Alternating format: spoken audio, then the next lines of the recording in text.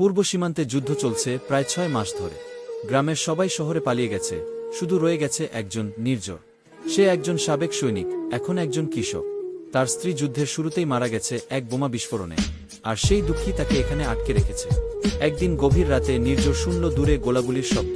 সে জানে শত্রুরা গ্রামে ঢুকে পড়েছে, কিন্তু তার বাড়ির উঠানে যে গোলাপ গাছটি আছে তা ছিল তার স্ত্রীর হাতে লাগানো। নির্ঝর ঠিক করল, যত কষ্টই হোক সে গোলাপ গাছটিকে ধ্বংস হতে দেবে না। পরদিন ভোরে শত্রুরা এসে পড়ল তার বাড়ির সামনে।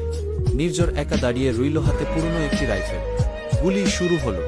নির্ঝর লড়ল একা। গুলির শব্দে গোলাপ গাছের পাপড়িগুলো কাঁপতে লাগল, রক্তে ভিজে গেল মাটি, কিন্তু শেষ পর্যন্ত শত্রুরা পিছু হটল। যুদ্ধ শেষে সেনারা এসে দেখতে পেল নির্ঝরের নিথর দেহ পড়ে আছে গোলাপ গাছের পাশে।